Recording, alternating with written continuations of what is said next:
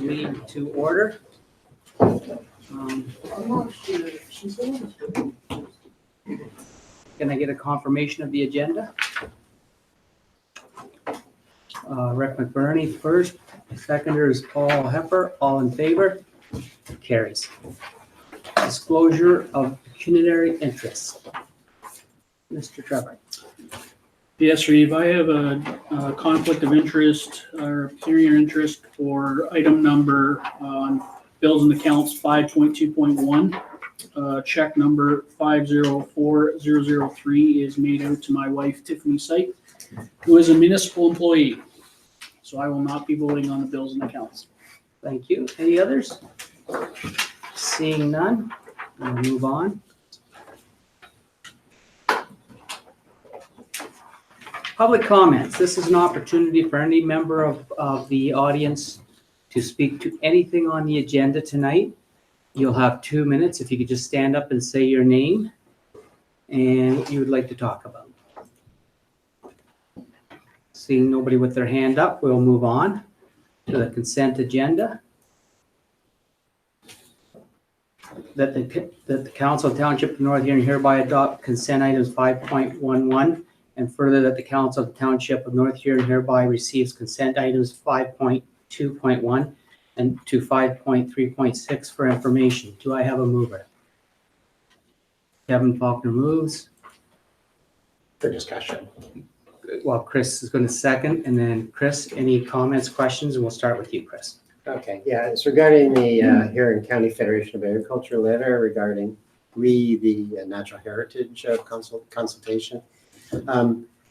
I just want to keep harping on this, that we need to keep our wits about us. The potential changes that will affect farmers and landowners, it can be great. And I know our warden of the county has been quizzed on it, and he basically says, yes, but don't worry. No, I worry. That's not because he's warden today. He's not going to be warden later on, and this thing is going to keep going and going. So I think that we need to be diligent with this, have comments on it, and I can share at another point, another time, share more details about it. But I just want to bring this up again, that this is important to farmers. It basically means taking land away and turning them into trees, forest. And we're a fairly forested area to begin with, but not enough. And that's the part of it. I'll speak to that, Kevin, because the county council did come up, and when they were putting it forward, it's in the planning stages now. And I questioned two things after the speaker was done, based on the fact that there was a farmer that stood up from the audience and talked exactly what you're talking about, and it made sense to me. And so I asked if we could, and again, it's in the planning stage. I asked, number one, they said that there was uncertainties with the Ford government, and I'm not big on creating laws on uncertainty. And the second one was they said just that it really didn't have an effect on anything and not to kind of worry about it. And then I, of course, said, then why is it in here? So I understand what you're saying, and for the rest of council, this is something that has come up at county council, and it should be coming forward again as we move forward. So if you want to talk to me about it sometime, Reeve, Absolutely. I'd love to bring you up to speed. Absolutely. Okay. Thank you. Anyone else? Seeing none, I call the motion. All in favor? Carries. Okay, we're going to go into the Planning Advisory Committee meeting now. And that the Council Township of North Huron hereby adjourn from the regular council meeting at 6:05 p.m. to enter into a Planning Advisory Committee meeting. Do I have a mover? Anita? Seconder is Paul. All in favor? Carries. We're then now going to go to the file. So we're going to call this meeting to order. Disclosure of pecuniary interests. Seeing none, we'll move on the file. This is a joint meeting for official plan amendment 13 to the North Huron official plan and zoning bylaw amended to the North Huron zoning bylaw part lot 1 concession 10 Blythe Ward, Township of North Huron, 237 King Street, Blythe. Purpose of the public meeting. The purpose of this public meeting is for the Planning Advisory Committee of the Township of North Huron to consult with the public on an official plan and zoning amendment identified above. Requirements for the public meeting. This public meeting is required to be held pursuant to the Planning Act RSO 1990 as amended, which requires a council shall hold at least one public meeting and all the property owners within 120 meters, 400 feet of the area affected shall be given notice of the meeting by the clerk of the municipality. Pursuant to the Planning Act RSO 1990 as amended, council shall forward to such boards, commissions, authorities, and other agents of councils considers may have an interest in the proposed sufficient information to enable them to understand it generally. I'm going to now pass it to Laura for the proposal of the public plan amendment and zoning amendment.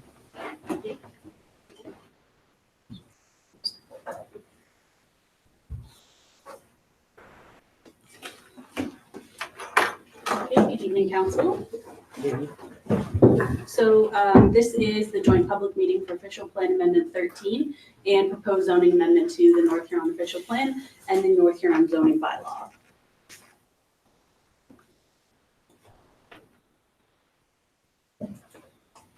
So the owner of the property in question is J&S Eelman Holdings Limited, with the applicant Jonathan Eelman on behalf of Precision Builders. The subject property is 237 King Street in Blythe, otherwise known as the former location of the Blythe Public School.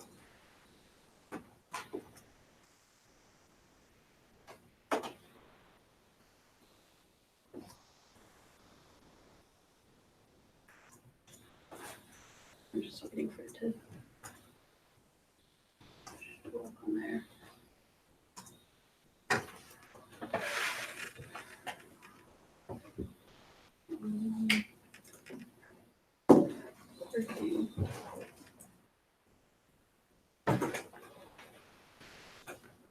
Sorry, I'm not sure why this isn't changing.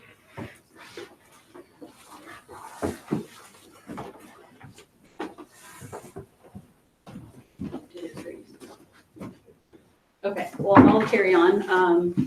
So the official plan amendment number 13, the purpose of that is to change the current land use designation for 237 King Street from the current land use designation in the official plan of community facility to residential to permit for future residential development on the vacant former school site. There's also the corresponding zoning amendment that's presented here to council tonight for their consideration, and as well 3 corresponding severance applications that would divide the subject property into 6 infill lots, which is also going to be presented for council's consideration tonight after the public meeting of the official plan amendment and zoning amendments. So the planning comments for official plan amendment 13 are that in the urban settlement section of the North Huron official plan, primary areas such as Blythe are considered ideal locations for infill development where services are available, and identify the goal of providing a variety of houses and creative use of building sites to allow for a mix of densities. So that would range from a single unit, single detached house up to multiple attached, which are proposed for the subject property. Well, thanks. The North Huron official plan states that the North Huron would encourage development to be located where services are available, including serviced roads, sanitary, water, street lighting, and facilities, and it's compatible with surrounding uses. So in the case of the subject property, there is residential uses on all the abutting municipal streets. And it is in close proximity to the main street and commercial area of Blythe and contributes to the need for housing and infill development within a downtown area. These goals are also reflected in the Huron County official plan, and that intensification through infilling is encouraged and acknowledges the importance of overall density to be increased in settlement areas. As well, the provincial policy statement from the province includes policies for settlement areas that direct planning for new housing to provide an appropriate range and mix of housing. So as mentioned, This proposed development includes a mix of single detached dwelling and multiple attached dwellings. There we go. So there's an aerial photo with a 2015 aerial photo when the school was still standing of the subject property. You can see the street to the north, abuts King Street, Mill Street to the west, and then Wellington to the south. So this is the proposed site plan for the subject property and the development, subject to the official plan amendment as well as the zoning amendment there. The red lines indicate the new proposed lots that will be discussed at the time of the presentation of the consents, but you can see the approximate layout of the multiple attached with the darker gray driveways coming out onto all three residential streets.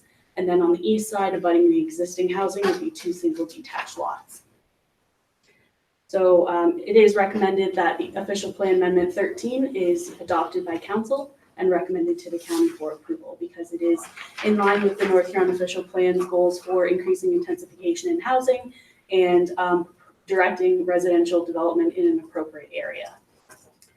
The purpose of the proposed zoning amendment that would affect the property would change the current zone from community facility special zone. So it's CF-5. So that was actually a recent rezoning in 2017 when 1419 owned the property and had plans to build the Arts and Culture Center. So that was a specific community facility zone that they placed on the property. As a result of the corresponding zoning amendment, that zone would be deleted because it would be no longer applied to the property and instead would be replaced with the appropriate residential zones. You can see from these site photos the existing property as it is. And the sign is still there along with some mature trees, some sidewalk, and the rest of it is vacant. Oh, my slideshow. Anyway, so the proposed zones for the property would be on the two east, the single lots would be R1, which is residential low density. So that would permit something like a single detached house. The 2 middle lots, one fronting onto King Street and one fronting on Wellington, would be R2-20. And those would be special residential, medium density residential zones that permit exclusively multiple attached units up to a maximum of 4 units. So this zone would ensure that a lot created of this size through its appropriate severance would indeed have the density built on it as proposed as part of this site development. And the 2 lots that would front onto Mill Street would be given the special residential zone of R2-19 to have medium density, also to exclusively permit multiple attached dwellings up to a maximum of 4, and to also recognize Mill Street as the front lot line, so the driveways can come out to there versus King or Wellington, and also recognize the reduced depth, which didn't quite meet the minimum depth for an R2 zone for a multiple attached. So this zoning would happen at the same time as the official plan amendment and with the proposed severances as well, so that the site would have all the changes done concurrently and ready for development. The 4 properties that would be proposed to have multiple attached would all be subject to site plan control at a later date. So comments received during the circulation period, the North Huron staff, the building and Public Works Department had no concerns. They did note that some site-specific regarding site servicing and lot grading and drainage would be addressed at the time of the site plan control for the multiple attached properties. One comment from a member of public was received. They had no concerns or objections to the proposed site development. They just had an inquiry about the future of street reconstruction and sidewalk extension in Blythe, which I confirmed with Sean was not impacted by this development. Did not require, this would not require the street reconstruction or any other service extension, given that services already extend past the site. So the specific zoning to permit the multiple attached will facilitate a new mixture of densities and add to the potential for rental housing supply in Blythe, and fits in with the overall residential neighborhood character and also be walkable to the downtown area. So given that the official plan and zoning all support this, I'm also recommending that the zoning amendment be approved as well. Thank you, Laura. We're going to ask for comments from the applicant or agent, if there's any comments to be had. You You good? did a very good job of explaining. Thank you. We're going to ask for comments of other. If any person or public body does not make an oral submission at a public meeting or make written submissions to the Township of North Huron before the bylaws pass, the person or public body is not entitled to appeal the decision of the Township of North Huron to the local planning appeal tribunal, and may not be added to as a party to the hearing of an appeal before the local planning appeal tribunal, unless in the opinion of the board there are reasonable grounds to add a person or public body. Is there any members of the public that would like to speak? Seeing none, we're going to go down to 10 then. The Planning Advisory Committee members' questions or comments. Members of the Planning Advisory Committee are asked for any questions or comments and reminded that the motion for the recommendation of the committee will be called or towards the end of the public meeting, agenda number 13. Do we have any questions or comments? Go ahead, Kevin. Through your review, I've had several homeowners in that general direction on three of the facing streets, just commenting that their properties already have substantial problems with subground water and flooding in their basements. Just that they just wanted to make sure that the municipality was fully aware of that going forward, if there was any chances of addressing any of that water problem at the time of this construction, or at least be mindful that they're having water problems, Okay. and they're quite thrilled with having more accommodations in places to live and lie, but just to make sure that we were all fully aware of the problem that there is in that area. Actually, before, I'm aware of this too, Kevin. It's been brought to my attention too about the flooding in some of the basements there from time to time. Laura, did you or Sean, did you want to address that at all at this point in time? Thank you, Ruth. We are aware of the concerns in that area. There was a lot of, although it's not the time for that right now, we did certainly have quite a few discussions about servicing and stormwater management. I think the important point here is that that Mill Street project is actually a pre-engineered shovel-ready project. We have the drawings that would take the project right up past Wellington Street. It's just a matter of scheduling as we move forward into a long-term plan. So it's not something that I anticipate us addressing in the next 2 years, but it could come forward shortly thereafter. Thank you very much, Sean. Any other questions or concerns? Go ahead, Chris. Through you, Reeve. I can't magnify it up to see, but just thinking of the lifestyle of individuals that would lease this. What's the backyard dimensions like for the ones along Mill Street? So the overall lot depth is 34 meters, so from the front to the rear, and then there'd be 6 meters in the front. So looking at 28 on the building depth, it'd be a minimum of 10 meters in the rear. 30 feet, okay. Any other questions from council, comments? Go ahead, Trevor. The only question I have is conversation, like, I guess a follow-up to Councilor Faulkner's question. There's no issues from the stormwater, because there's no issues from the stormwater management perspective that's going to, from this development, that's going to impact somebody else, is what I guess is the real question. I think everybody wants to know is that during construction or during redevelopment of this particular property, is stormwater management going to be involved and associated so it's minimal issues for neighboring residents? So all the properties, so 4 of the 6 would be subject to site plan control. Okay. So they would have specific plans submitted, including lot grading and drainage. Okay, good, thank you. Okay, any other questions or comments? Seeing none. There's a 20-day objection period from the time notice of passing of the bylaw has been mailed to the first-class post, wherein submissions and letters or objections or support in respect to the passing of the bylaw will be received by the clerk. If any objections are received, an appeal is lodged with the local planning appeal tribunal, And at that point, the township no longer has any control over the time factor involved. Okay. So we're gonna go right from there to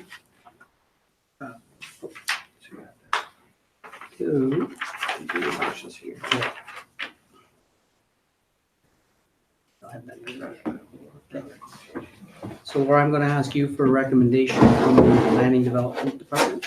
So I'm recommending that official plan 13, amendment 13 be adopted and the zoning amendment be approved.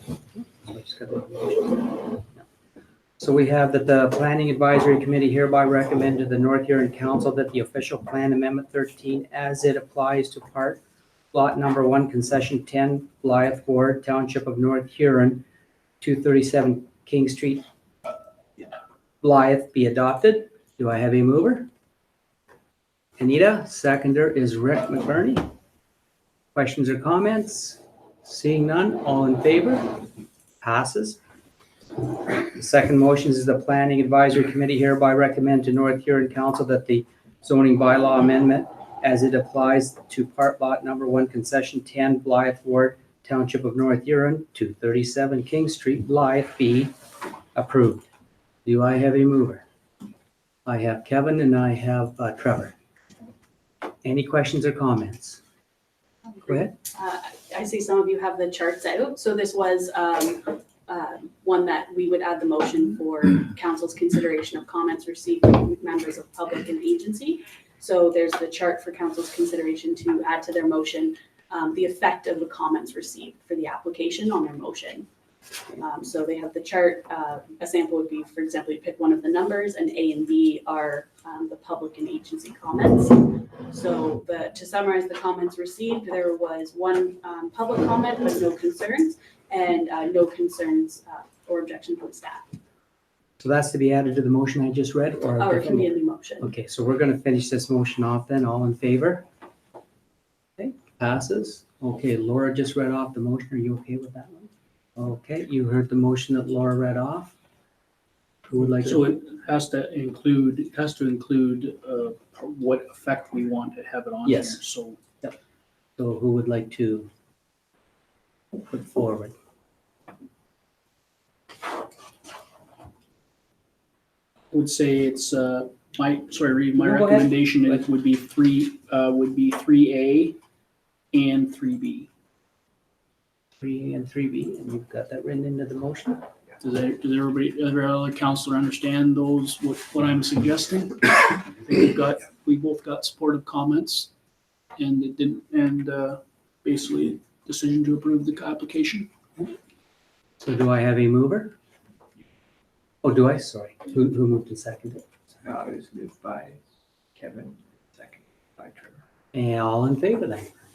Carries. Thank you very much. Okay.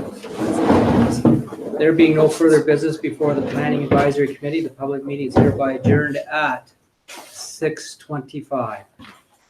Do I have a mover? Anita, seconded by Rick. All in favor? Passes.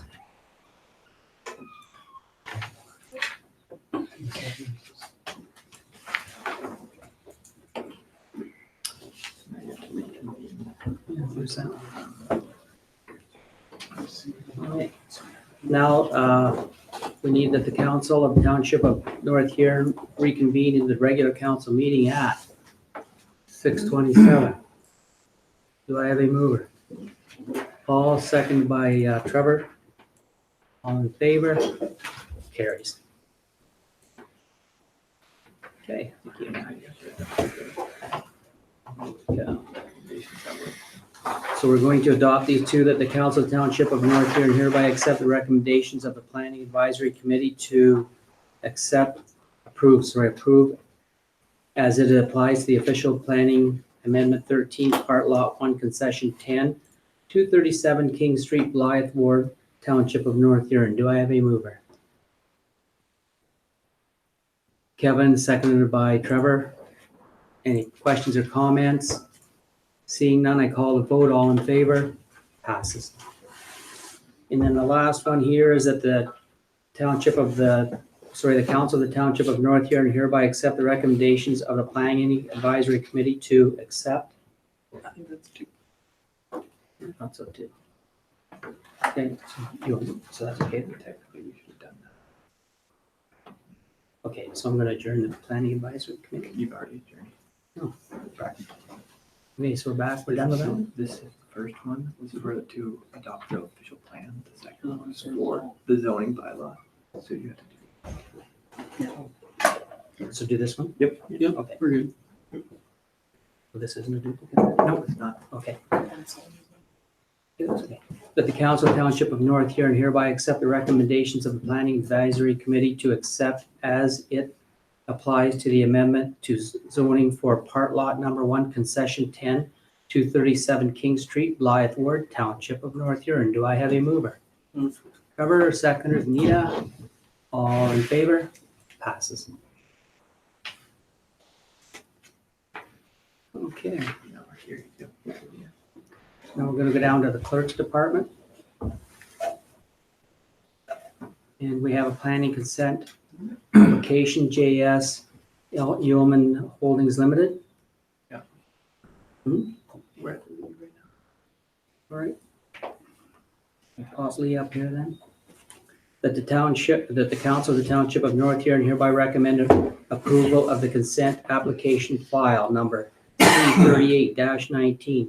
Owner Rosemary Lee, property description 266 and 272 Drummond Street, Plan 179, Lot 46, Part Lot 5, Plan 173, Part Block K, Blythe Ward, Township of North Huron, with the conditions set out in the Huron County Planning and Development Report, presented by Laura Simpson at the June 3rd, 2019 meeting.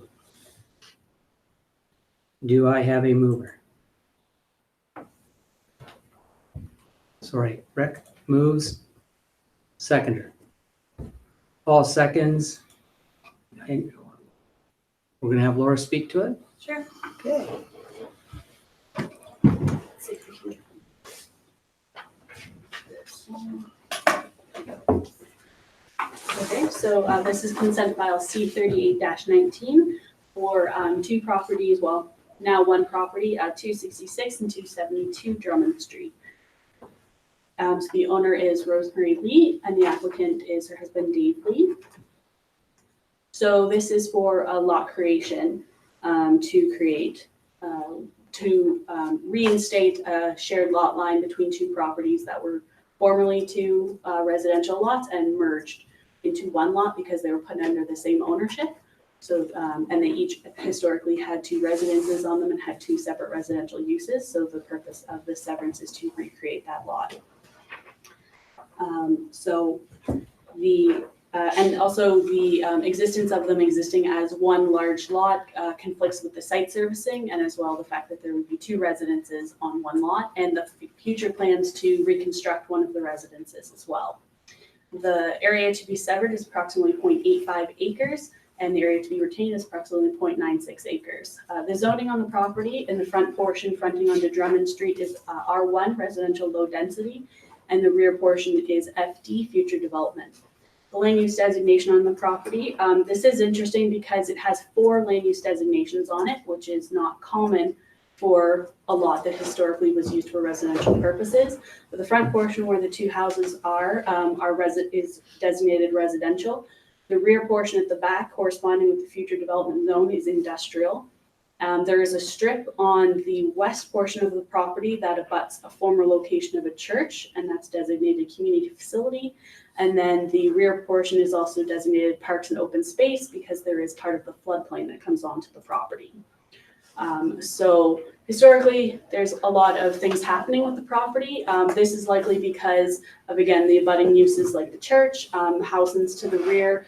The future development in industrial could have been potential expansion, and then those sites were not building there, so it was added to the residential property. So at this time, as a result of the severance, the portion where the houses are located are indeed in the R1 and residential land use designation, so they are compliant with the existing uses. And this is the type of property where if we were doing an official plan update, it could be cleaned up and redesignated residential as part of correcting a mapping error, basically.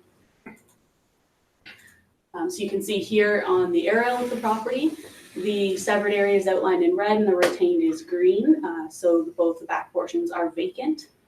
And as mentioned, there is site servicing problems just with the existence of it existing as one large property, because the former house that was there that's recently been demolished, as well as the existing residence on the green portion, actually both have geothermal systems.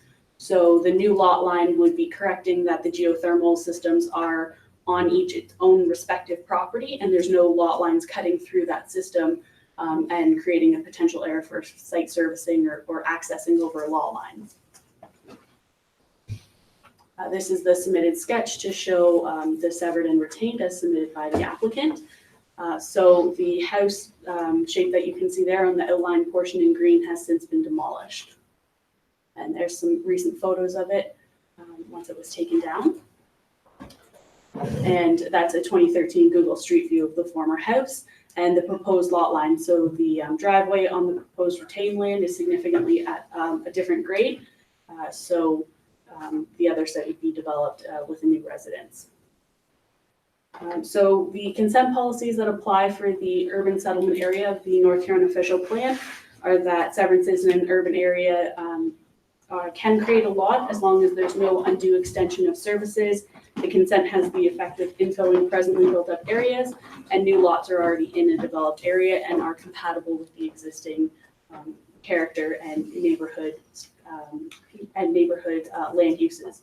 So there is residential uses that abut all along Drummond Street for both of these. And the effect of the severance would reinstate two residential properties with the new lot line dividing them to reflect the new underground geothermal systems, and reinstate the two so that a new residence can be built and replace the former one. So this is the existing residence on the proposed retaining. So as a result of the severance, there is no zoning change that's being proposed, given that any new residence constructed on the severed to replace the demolished one would have to meet the R1 setbacks, and the existing residence is within the R1 zone. So any proposed future development would have to meet the setbacks, and as mentioned, the official plan amendment, the official plan land use designations is something that could be corrected in a future review to ensure that the lots are residential in nature. So these are the recommended conditions for these severances. So the expiry period, there is 1 year to satisfy all of the conditions, which include a survey. And there is no lot creation fee, as was this historically 2 lots, and through merging created 1, so it's reinstating it as 2. So I'm recommending approval for this. Questions or comments? Go ahead, Kevin. On one of the overhead view, Yep. the lot lines, one photograph, the overhead aerial shot, I'm just wondering if it's just alignment, but there's no easement problems with, it shows it overlapping on the house and Yeah, this shed. Now, is that just an overhead angle problem? Yeah, this one, it's skewed quite a bit because the house itself on the retained lands actually does have the width of a driveway to the edge. One here, it's just barely meeting the edge of the house. My other question is the back part of the property, does it have access from the railway bed? Is it deeded access? That I don't know, because it does back onto Housens, Backs on the Greenway Trail and the railroad tracks. so. And that I don't know if it has the access from there, from anything Well, deeded. some of the properties Yeah. have, because they've got a garden back. What that doesn't show is there's quite an elevation change in the front of that property down there. It's probably a 40-foot drop. Yeah, it drops away quite steeply in the rear. Just wondering what access, we wouldn't be able to get machinery down that kind of a slope for gardening or, anything like that. Just wondering whether they have. They didn't mention anything about deeded access to me during that. That's something I can confirm before it goes to North County, or sorry, to the county for approval if you'd like. Well, it's not, they haven't brought it up. I'm gonna bring it forward, but I just know that there are some access gateways to back there on the Greenway.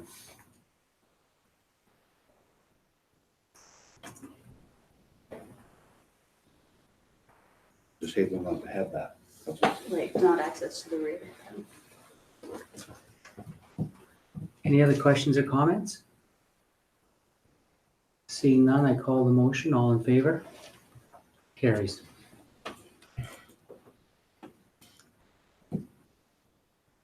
We'll go down to 7.1.2 now, planning consent application for S&J Gilman Holding. I'm going to let Laura speak to it first.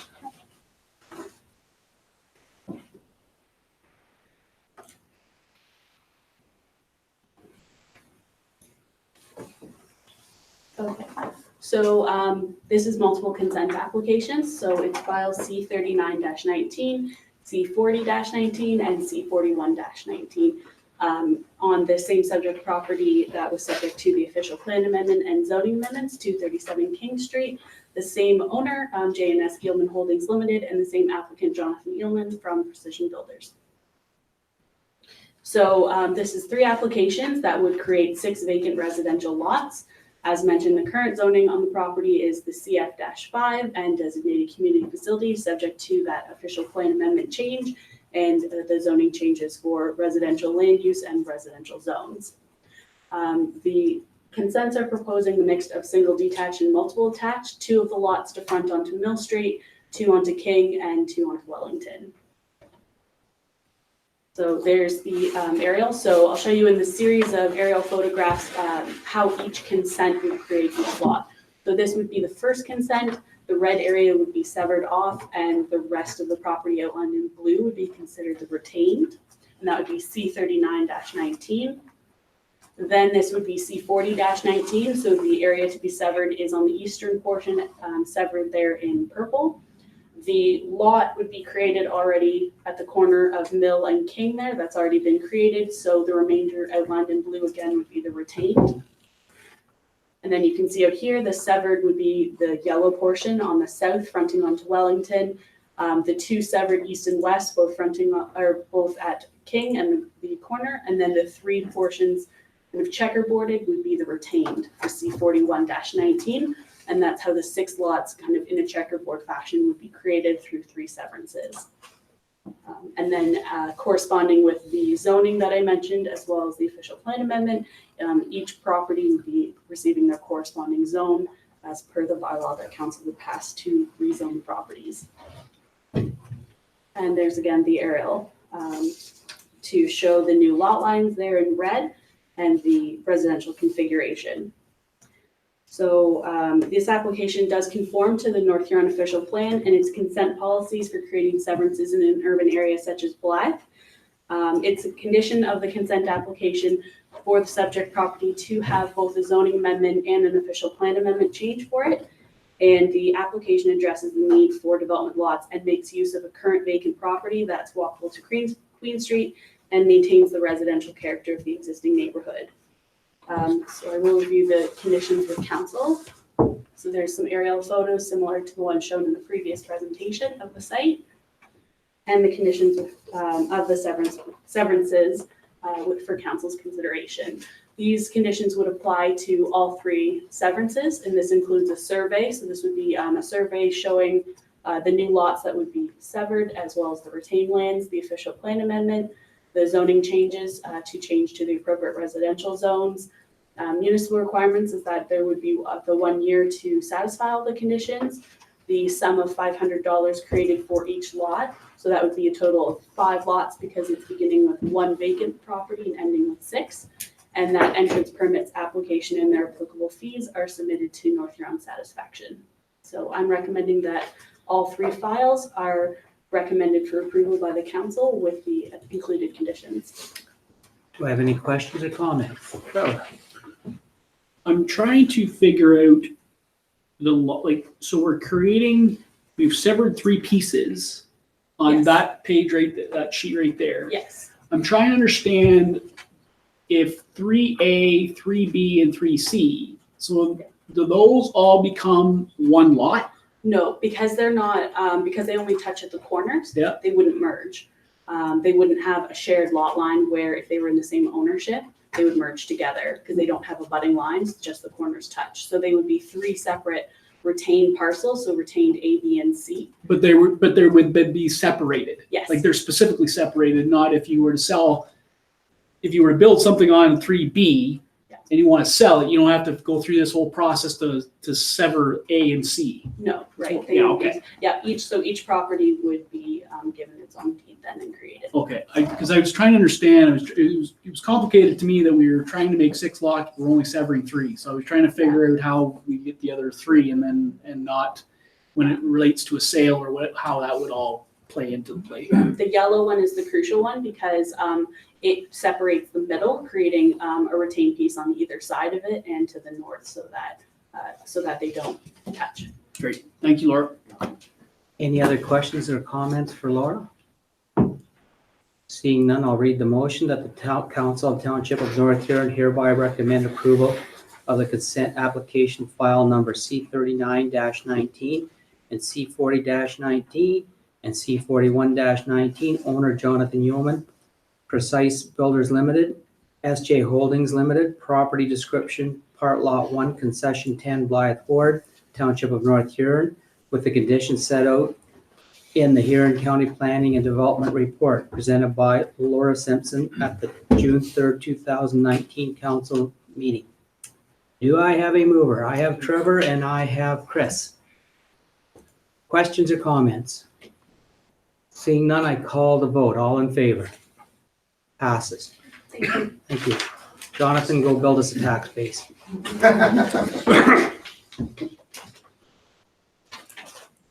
Thank you, Laura. Now we're going to go down to the appointment of the council representative to the North Huron Museum Committee. I guess I should start by asking if there's a councilor that would like to put his name forward to be a representative, represent us on the museum. Paul? Anyone else? Seeing none, that the township of the Council of the Township of North Huron hereby receives a report of the clerk dated June 3rd, 2019 regarding the appointment of a council representative to the North Huron Museum Committee for information purposes. And further, the council hereby appoints Paul Heffer as the council representative on the North Huron Museum Committee. Do I have a mover? Anita, seconder. Kevin, any questions or comments? Seeing none, all in favor? Congratulations, Paul. Thank you for stepping forward. Next is going to be 7.2, and it's going to be, we're going to start with 7.2.1. Yeah, the EST Center accumulated deficit repayment. Donna, Thank you, Reeve. you're welcome. So my report has 2 pieces, and now that the council has made the decision to proceed with the construction of the new fire hall / public works facility, we need to address the accumulated deficit on the EST facility. So the first piece of my report asks for a transfer from reserves in the amount of $91,699.47 to go against that EST deficit to reduce that. So as outlined in my report, as soon as the EST Center was decided to be built, we knew we were going to have to make payments on it, and we started accumulating, raising money through the taxes to, once it was finished, to be able to put some money towards the debt payments. And so we didn't have to make our first debt payment until 2012. So normally what I was going to do was leave it till the last year of the payment plan, and then we wouldn't have to budget that year. But since the facility got sold, we should be addressing it sooner rather than later. So we had accumulated $91,699.47 that has been sitting in reserves. And so my first part of my report is to request that amount go to reduce the deficit. Also, as listed in the report, the accumulated deficit as of December 31st, 2018 was $223,853.13. So once we apply the money we saved up for the debt payments against that, that leaves a balance of $132,153.66. And so I'm recommending that we get that paid out of the sale proceeds as part, as we move along and get the facility underway. And as I said, the facility was sold on January 15th of this year. So those are the 2 pieces of my report. First, to transfer money out of reserves to reduce the deficit, and then secondly, to wipe the deficit out through the proceeds that we receive from selling the building. So does anyone have any questions about that? Seeing none, I will read the motion that the Council Township of North Huron hereby receives the report from the Director of Finance in regards to the ESTC deficit repayment. And further, the Council of the Township of North Huron authorizes a transfer from reserves in the amount of $91,699.47 to allow the accumulated principal and interest payments to be applied to the ESTC deficit. And further, that the remaining balance of the ESTC accumulated deficit be paid from the sale proceeds of the ESTC property. Do I have a mover? Rick McBurney, Anita Vanderhitterman. Sorry. Any other questions, comments? Your last chance. Seeing none, I call the motion. Passed. Thank you very much. We have 7.3 Recreation and Community Services. We do not have a report. 7.4 Public Works and Facilities. We're going to start out with 7.4.1, and that would be the OPS 2019-22 leased municipal lands. Sean, do you want to talk to that before I read the? Thank you, Rick, yes. Basically, the municipality owns 6 agricultural properties that have historically been leased out. The total acreage for these properties is 291.6 acres. Now, this is broken down as 9397 Holmes Line, which is the property immediately adjacent to the cemetery. Reed Road, there's a 25-acre parcel that's adjacent to one side of the landfill. There's a 6.8 acre property that's adjacent to the other side of the landfill site. Got an 18-acre property, workable property at Hutton Heights. We've also got a small 7-acre parcel around the sewage lagoon. And then, of course, we've got the 230 acres of airport agricultural property. Now, all of these leases are expiring the end of 2019. So staff looked at them. Now, circumstances are different for the various properties. The airport, Hutton Heights, and Lloyd Street properties have been subject to a fair bit of discussion around the council chambers. So the thought was that any lease that was put together for those properties would benefit from some flexibility integrated into the lease for council. On the other hand, the Reed Road properties, they're probably a little less marketable from an agricultural perspective, largely due to their location. And as such, we would recommend treating them separately. And then finally, before we break it all down, whether, I'm not sure if council's aware or not, but you may have noticed that the snow dump was relocated this past winter from the West Cass Community Center parking lot. And we've actually established one that worked very well out adjacent to the cemetery. So for that reason, in light of that usage, we would recommend that final property, the 4.8 acres out on Holmes Line, we would request that council would not entertain a lease on that property because it allows us a little bit of flexibility for snow dump purposes. That being said, staff was proposing the following lease configuration. So as far as the airport property, we were suggesting a 5-year lease with an automatic annual renewal that just keeps rolling for the 5 years unless termination clause is exercised by either the leasee or the township no later than August 1st of each year. Termination on the part of the municipality would be exercised on instruction of council, of course. Now, this arrangement should provide adequate notice for any leasing in terms of agricultural purposes. It gives them a little bit of lead time if the lease wasn't going to be renewed. Hutton Heights and the Lloyd Street properties. Now, these two are in very close proximity to one another, and there might be advantage to just tying those two together. And again, those ones we would suggest a 5-year lease with that same automatic renewal unless termination clause is exercised. And again, we figured that given the fact that, okay, what was the Hutton Height ones was 18 acres. The Lloyd Street property is only 7 acres, so we thought there'd be benefit to just tying them together administratively and in terms of making them perhaps more enticing to potential bidders. The 25-acre Reed Road property, again, that could be managed with a very simple 5-year lease. We don't need the termination clause on that one.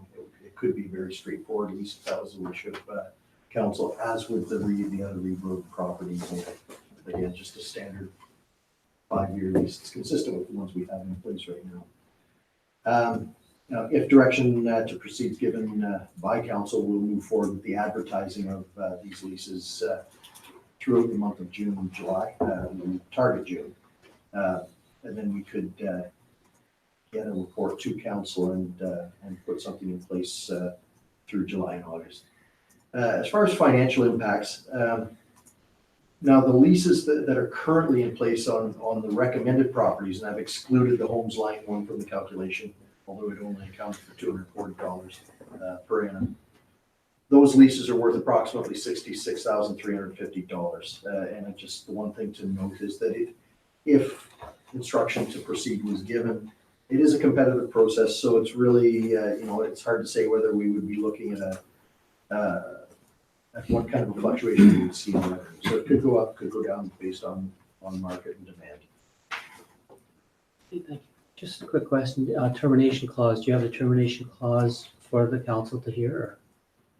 We don't have it crafted right now, but it would be a very standard one that would basically just require either party to exercise their intent to terminate in writing before August 1st. Okay. Very simple clause. Questions or comments? Go ahead, Anita, first. I was wondering, have you been in contact with the previous renters? Are they willing to lease it again, or is the?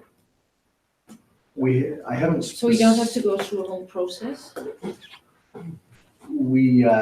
did do a little bit of research, didn't spend a whole lot of time in discussion with the current renters, simply because if it was going to go to tender, I wanted to be sure that it was very much an open process. So short answer, no, I haven't had any conversation about renewal with Chris is next.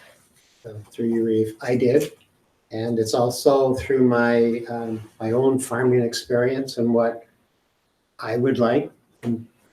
So I'm dealing with the Hutton Heights and the airport property. The leasee, this fellow, this farmer, he's an excellent farmer, a young man. He practices good farming practices. He does no-till. He's improved some of the lands that we own. He's fixed tiles. He hasn't complained to anybody. He's fixed broken tiles around the runways because they wrecked them when they were built. He has laid some other new tile. He's taken out some scrubby brush so that a little bit more land can be worked, and that was around the lagoon. So the fellow's got great intentions, okay? He practices no-till, as I said, and that is really good for conservation. It causes the least amount of erosion. It creates better soil structure, more earthworms, so to speak. So he's doing his part, and I'm asking for this flexibility to happen now. I would like this rollover lease to occur for the present lease. That's what I'm after. But where I'm going is if we put it up for tender and we have another bid in and it's a little bit higher, a couple dollars, in essence, that could be the winning bid. But we have no history with that person. And we basically just turfed out a good farmer for a few more dollars of an unknown entity. And I just know from farming, if it's a bad year or a couple of bad years and you're in a lease, so you gotta keep going. If you're not making any money, guess where it comes from?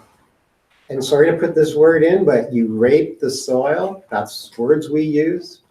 If you can't make it, then you don't spread fertilizer that you have to buy. So you just let the land give it. But the next year, it's a domino effect that makes it worse and worse.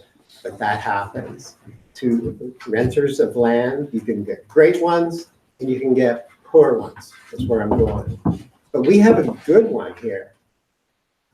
For all the reasons I've mentioned. And so I just asked council, what do you want to do? Go with one that we know of, we have a history of, and we're sure that this young man is taking care of our asset.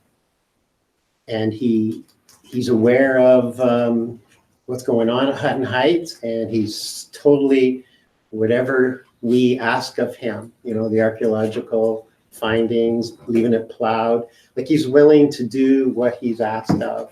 At the airport, he can't grow corn for X amount of feet or acres around the airport itself. He doesn't, it ruins his rotation, but he still does what he's asked of him. And these are such good qualities. And I'm just hoping that that we can see clear to make it a flexible one already. He's willing to be flexible, and I just wish and hope that we can be with him. All right. Those are my main points anyways. There's lots more to say. I'll leave it at that. If there's any questions of me or anything else. So I'm going to follow up with that then before I ask further questions from the floor. Legally speaking, do we tender, or we could just extend his lease now, based on what I've heard from my two East Wallanosh friends? I think that's where we're going. We obviously need to know the proper legal way to do it. Do we have to tender? We know he's a good farmer and he's been with us a long time. Or can we extend the lease he has now, in the agreement he has now, with the termination clause? And I'm not sure which one of them I could throw that to. Which, Sean? Sean? Thank you, Reeve.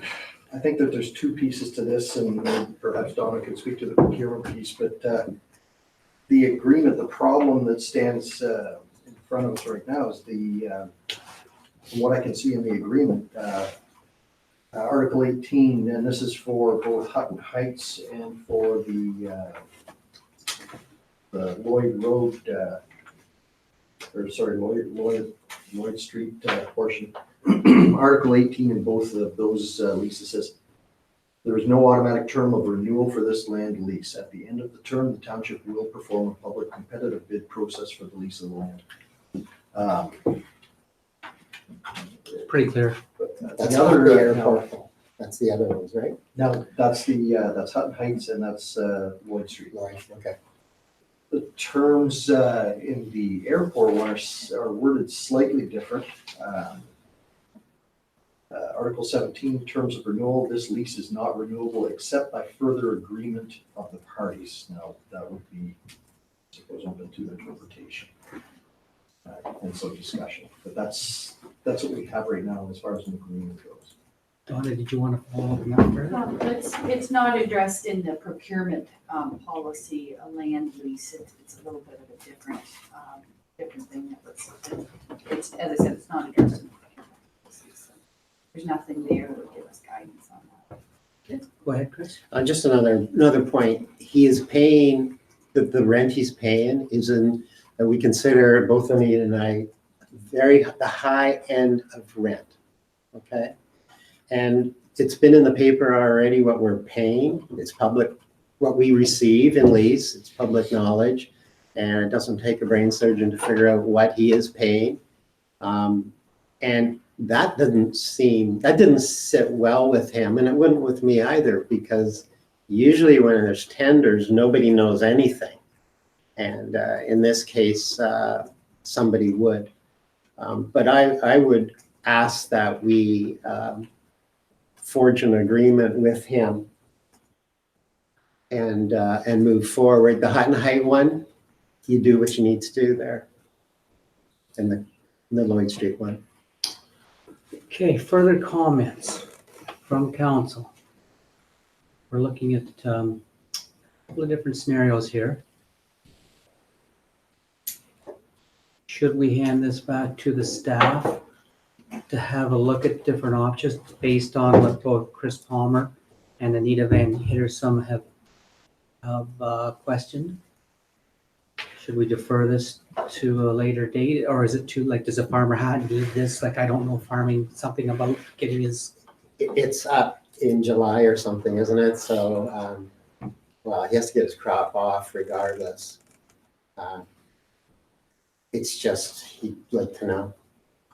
And to me, it should be an easy decision regarding at least the airport, in light of all the information that you've all heard now.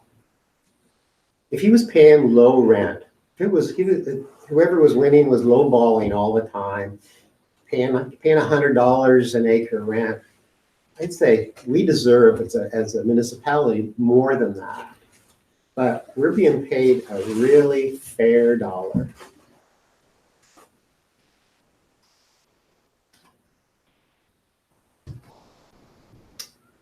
So what kind of motion are you looking for? Like, do you want to put a motion? Like, I'm just a little kind of caught off here. I'm not sure the legality of this. Trevor, you're first. So a question that I have is, more of a comment. I completely understand Councillor Palmer and Councillor Van Hitterson's conversation about, we know what we have, so why interrupt a good thing? We are an open government. We have open bid processes for reasons to ensure that, they're not patting our back and we're not patting theirs and playing the game that can happen in business. And I'm not suggesting that's happening by any stretch of the imagination. I'm just saying that's the potential or the suspect when you don't have an open bidding process. The concern I have from an open bidding process, and I've said this before, is an open bidding process, if we don't have a value that we put as a minimum, we can be lowballed in any way, shape, or form. And the only thing is they bid on it, we don't have to accept it. That doesn't necessarily mean we have to accept it. That might be what we get, it may not be. We may just choose not to lease it or to rent it out.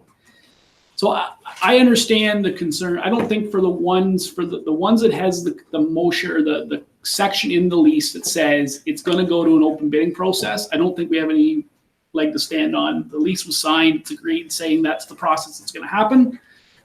Because in the open bidding process the last time, all of the people that seen the lease agreement seen what that was going to be. So I think that's fair from an open, transparent government that we keep that process.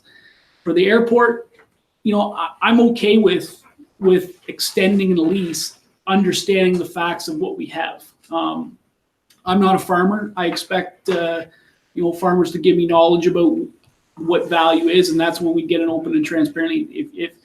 If you're telling me the lease that we're paying on those lands are greater than fair market value, then my suggestion is why would we do anything less than maintain what we have and do what we can to support that? So, I'm okay with that. As my opinion as Deputy Reeve, I would say I'm okay with if that's not in the clause, if that clause does not have anything in the lease that says we're going to go to an open bidding process, then let's negotiate with the terms of the lease with the current lease say and deal with it that way. But if it says open bidding process, that we carry on with that process and move forward. Just going to throw in there, I'm a little concerned with negotiating the lease with a person. I think I'd have to stand pretty hard against. I think what you're trying to say is continue. Whatever the terminology you want to talk about. If if again, we're gonna say we're gonna renew the lease based on the same values, all we're doing is adding the termination clause in, and he's accepting to that, Yes. that's fine. I don't know what we're talking about. No, The that's my conversation is, I think that's what we're all talking about, is making sure we maintain the same value that we're getting. He seems to be happy with the information he's got. I'm not suggesting we change dollars. That is what the lease is, because if we're gonna change dollars, we might as well do the open bidding process and let the chips fall where they may. So, but I'm okay with the discussion about renewing if the clause in the current lease does not state that we have to have an open bidding process. My only concern is the airport property during the next year or so is going to be, the idea of it is going to be in flux, and we're going to hopefully have conversations revolving around the feasibility of the airport and the responsibilities around the airport. I wouldn't want us to get into anything, into an agreement that was going to put any of our future decisions burdened or in jeopardy. That's all I want to say. And I would say, based on the termination clause in that lease, we wouldn't be. Because we could state on June 30th or May 1st or whatever, before August the 1st of that year, we can terminate and say, we no longer want to lease that property and we're good to go. We obviously got to we can't be having reports come to us on August the 3rd from a staff perspective when we're talking about that deadline. Those, knowing how public council meetings and discussions take, like I would expect if we're gonna have any issues or concerns with that property, that those discussions start in early February. And then at least we know where it's going by the time August comes. We're not caught off guard by special meetings or anything on July 30th to whether we're gonna decide or what we're gonna decide. Nothing has come to the point yet. So would it be fair to say then we should hand this back to the staff to craft that agreement based on what they've heard from council and bring it back another day?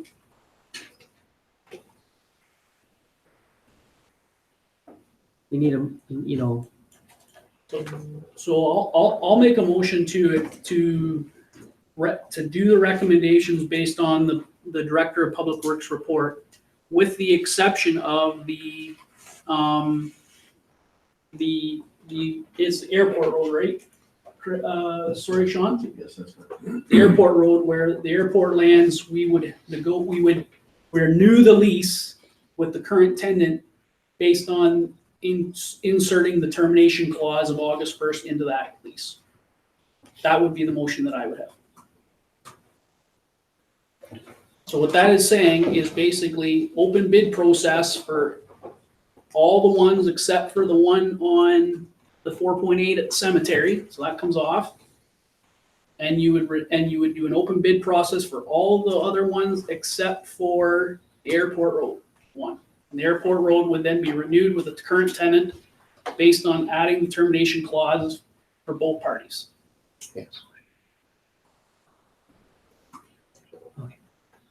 So Carson has been listening to us here, and you folks are okay with what Trevor just said? So I guess the proper way to put this is any more conversation, questions, concerns? I'm going to read what Carson has here, and we'll see how it works out. Go ahead, Carson. I'm going to get you to read it. It's your writing. That the Council of the Township of North Huron hereby received the report of the Director of Public Works dated June 3rd, 2019 regarding leased municipal lands for information, and further that staff be directed to proceed with the development and release of a tender for lease of the identified municipal properties under the terms noted within the report, with the exception of the airport lands where the release would be renewed with an August 1st option for termination.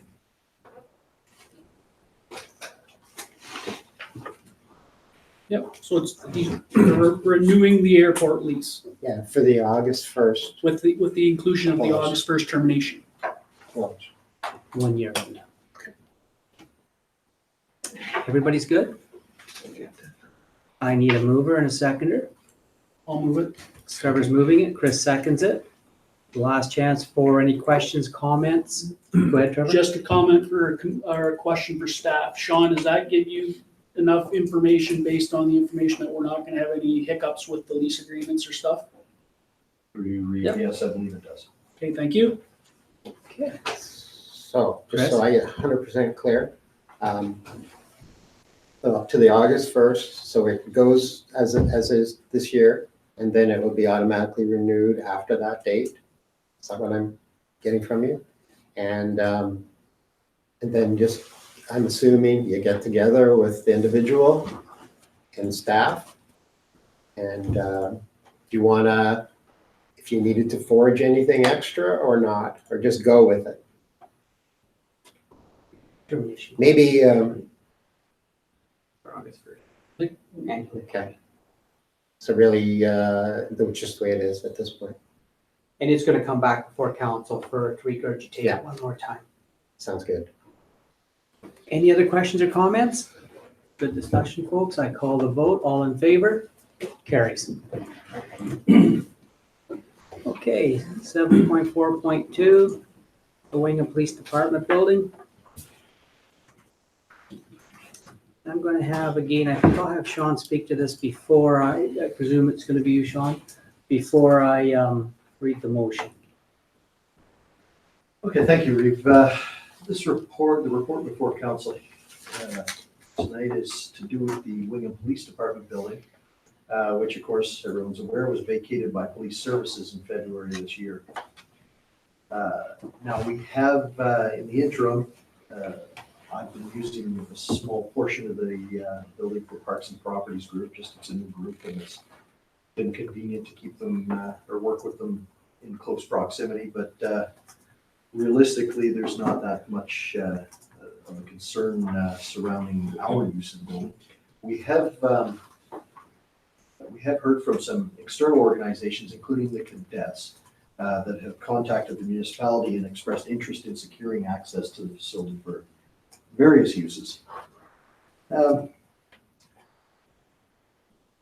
In order for us to develop a long-term strategy for dealing with this building, staff needs direction from council because as we'll hear shortly, there's a number of options for council. And there's a fair bit of research that's going to be required for some of these. So we're hoping to get some direction, or at least narrow down the direction for staff tonight. And the one thing I really wanted to point out before we get much farther into it, it's really critical to note that this facility was actually designated as a heritage building by the town of Wingham. That was done under Bylaw 1804 back in 1985.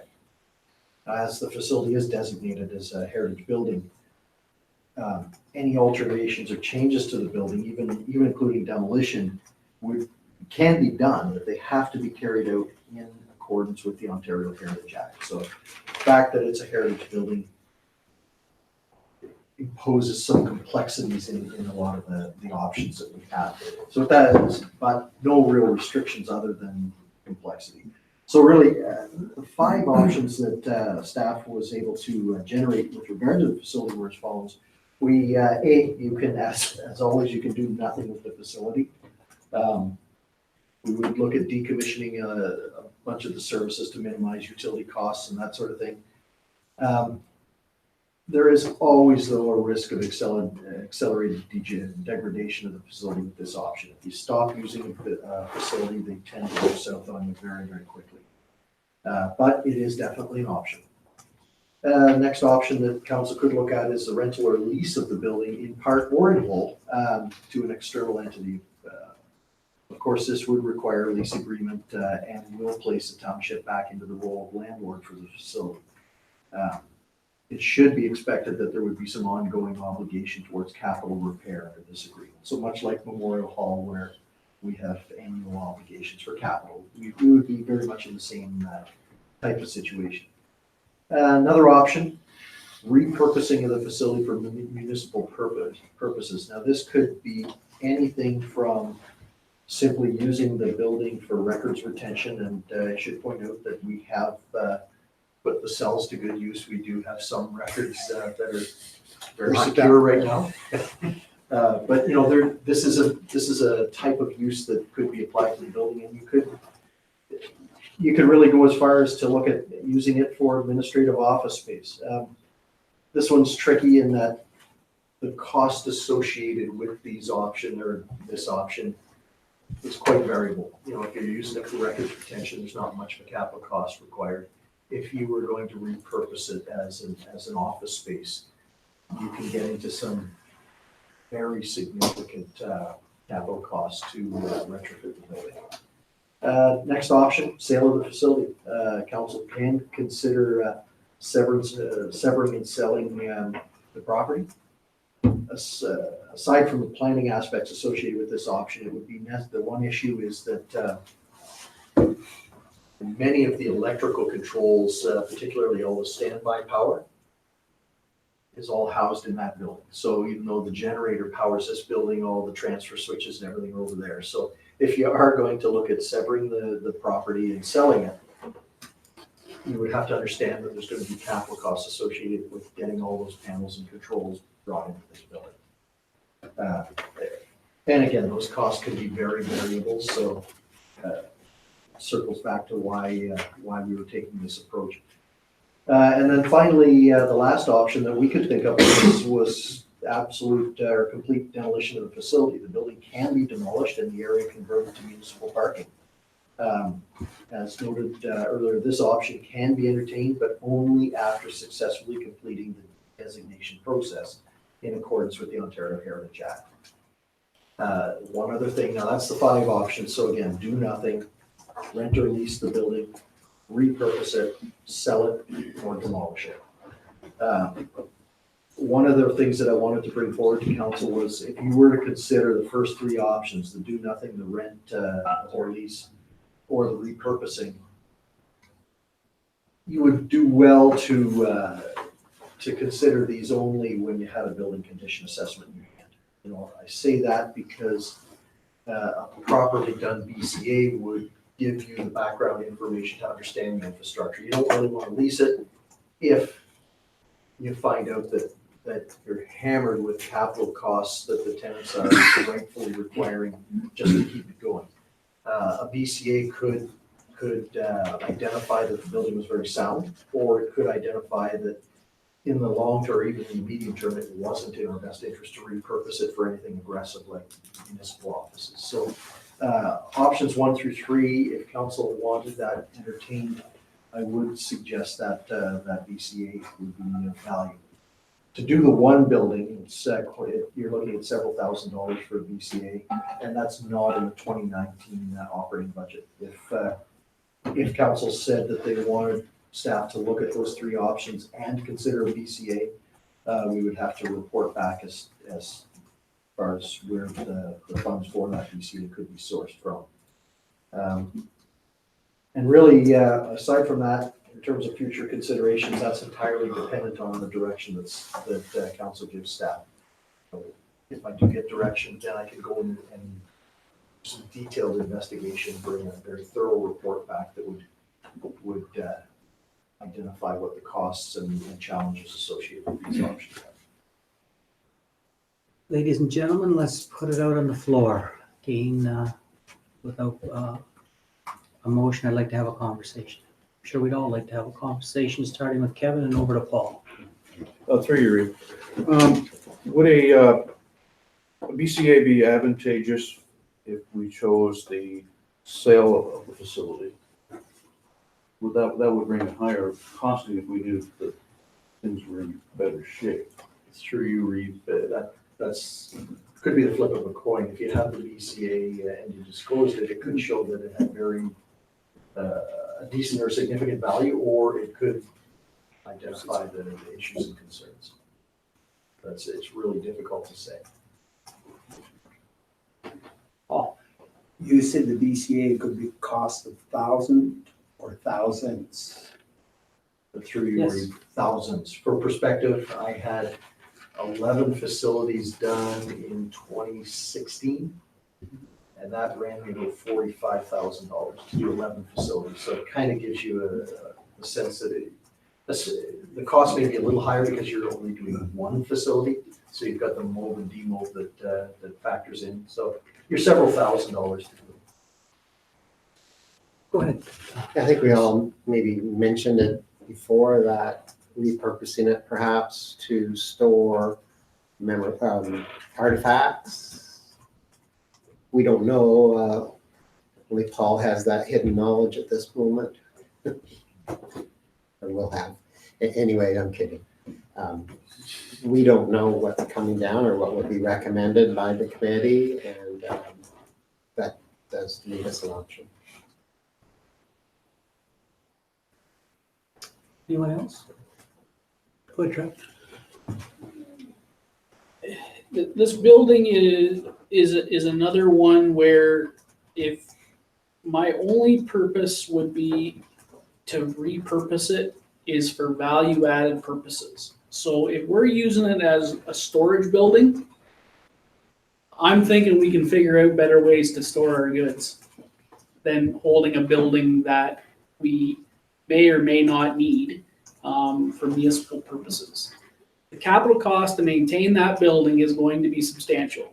The minute you say heritage, the minute the numbers go up. So to restore it, to do anything to it, it's going to be substantial. So my concern is we're going into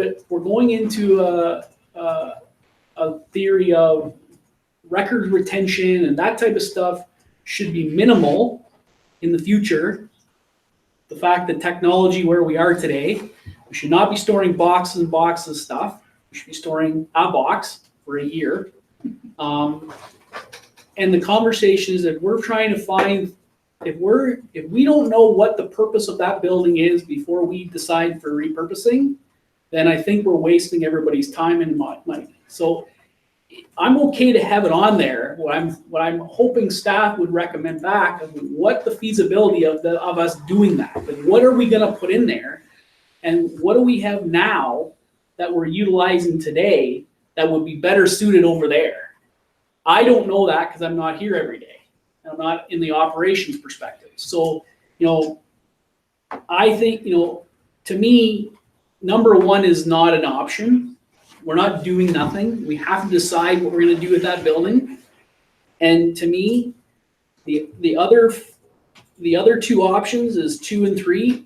In my mind, I agree with Sean to have a better sense of what we got in there, have a BCA completed, and then when we see what the valuation of that is, then we can determine 4 or 5. I don't know. If we have a BCA, I'm assuming if we ever decide to sell it, we would have to disclose that. I'm guessing is they would ask for it. Maybe they wouldn't. I don't know. But that's the type of thing. I just don't think we repurpose it for something because it's a heritage building. It's no different than the current. It's no different than the current museum. It's got $3.5 million of repairs to it.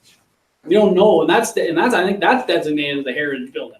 So the conversation is that we have to have a true need, and I think the taxpayers agree that they aren't going to want to put money into a building that's going to be used for storage. It's not a viable plan in my mind. Storage of artifacts or books or whatever, it is not a plan that I think we should resonate to. If we need a real reason for it, a real need, then let the staff come to council and make that decision. Let's make that decision. But, I think we need that before we can make any decision on that. But I think a BCA is, in my mind, the better, at least to know where we're at. Because we know that building has had some problems. The roof has leaked, and it leaked for a fair bit. So there was some work that was done to it to fix the leak. But we don't know what the structure impact of that was. There's some cosmetic things that have been done to it, but there hasn't been a lot of work done to that building in the last 15 years, probably more than that. I'm guessing looking at Donna, and I said 25, and she's probably saying that's probably better. So, that condition assessment will be a better tool for us to use in establishing where of those 5 plans we really want to look at, in my mind. I think we're going on emotion because it's a historical building and it's been here for a while, and we don't know, we won't really want to get rid of it, because if we get rid of it, then what's the cry? But I think we got to have more information as it relates to what the true purpose of that building could be to the municipality before we make a decision on that.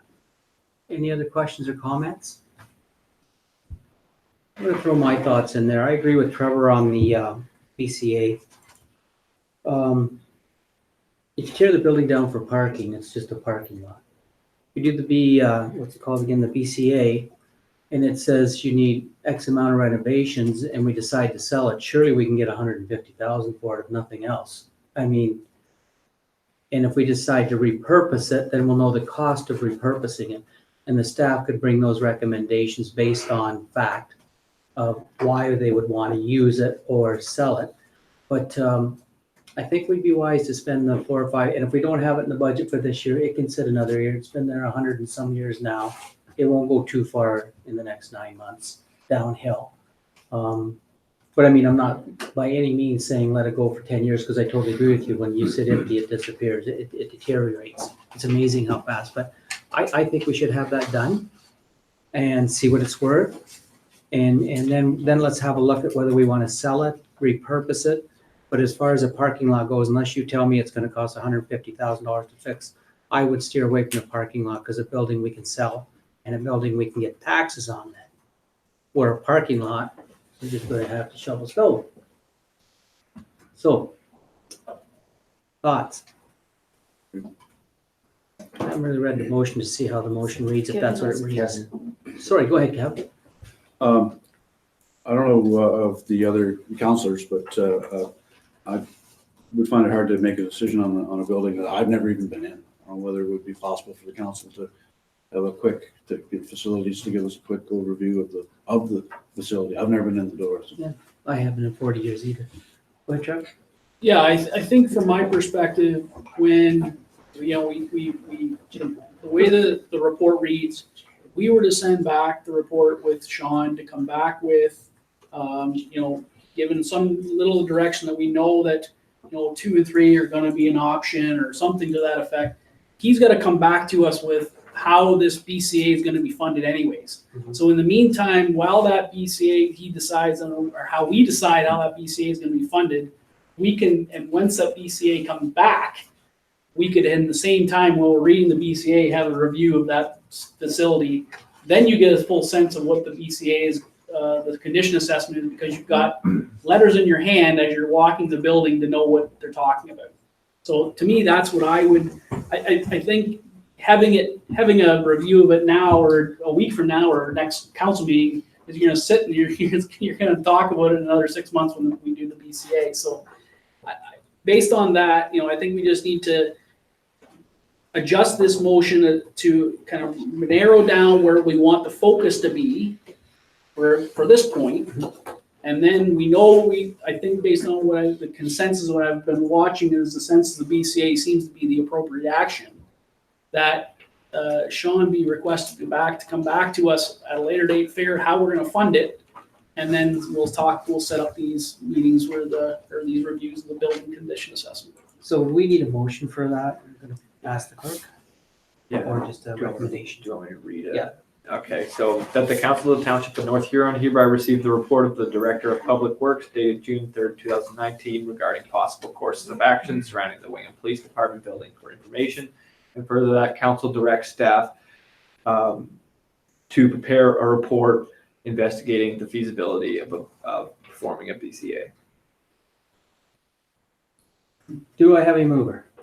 Trevor, Paul seconds. More questions or comments? Last chance.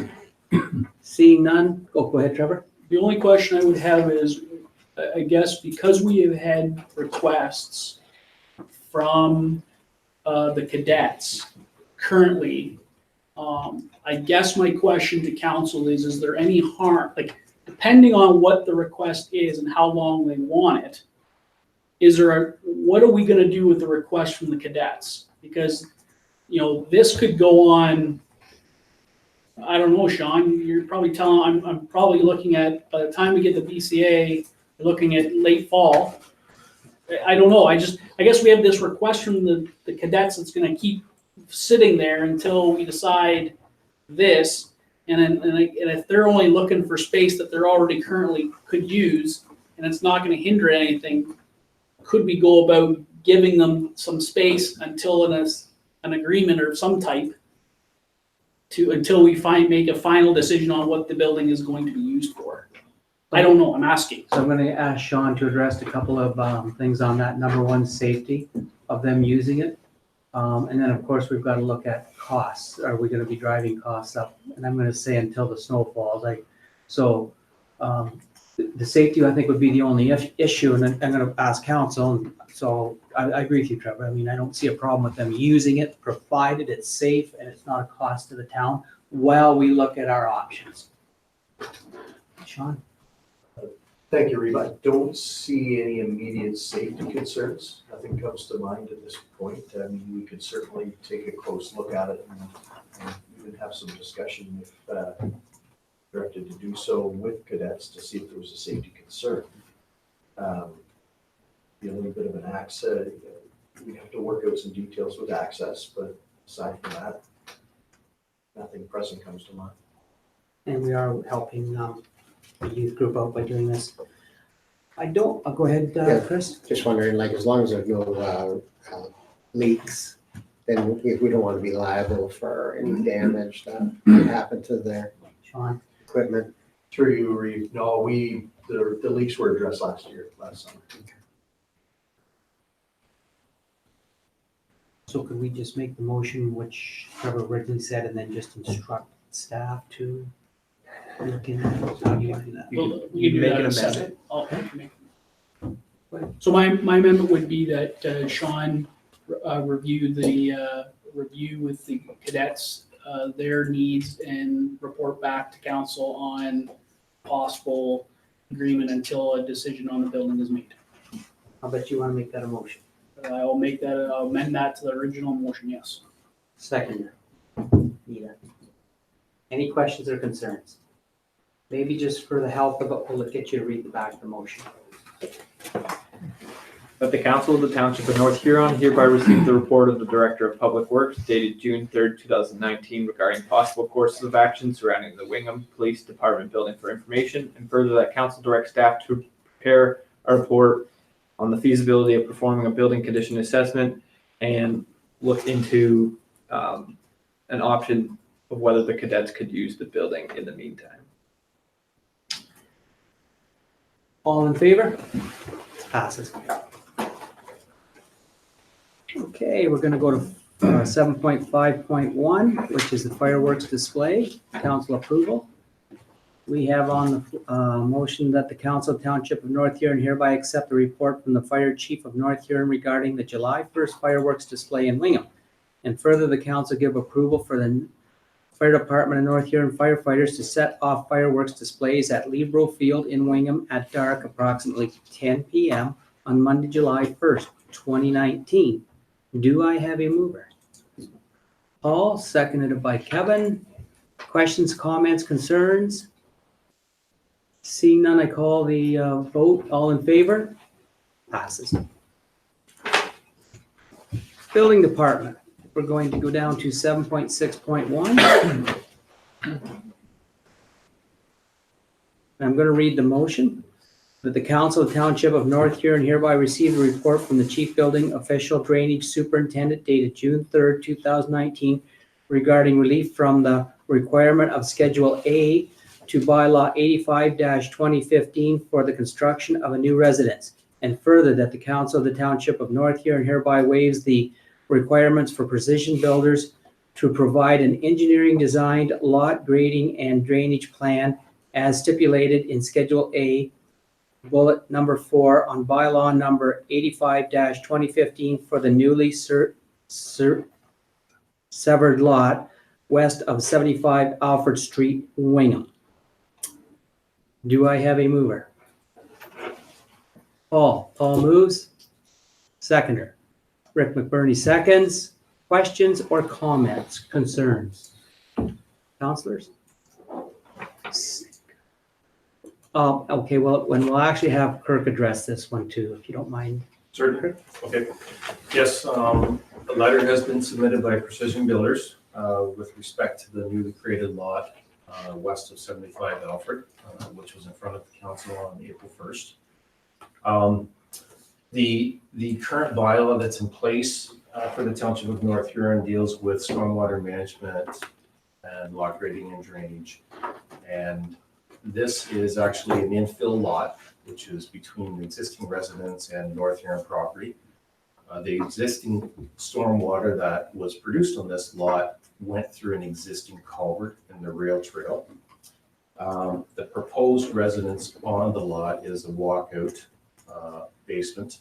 The newly created lot line to the west of the existing residence will have a swale established so that the water will run from the south to the north, making its way to the culvert in the trail. And then also road water on Alfred Street will come towards the residence, but will curve and actually head west around the new building and eventually go to an existing type swale that's already established between the rail trail and the existing land on this lot, eventually heading to the existing culvert through the rail trail. So I think it's quite onerous to ask for an engineered lot grading and drainage plan for this lot when we already have existing water going that way. And the proposed lot grading plan provided for the site, in my opinion, provides adequate drainage. Questions or concerns? Yeah. Okay. All in favor? Carries. Jonathan, go make us some tax base. Thank you. Child Care Department, there is no report. CAO has no report. Correspondence. We have two of them here. One from the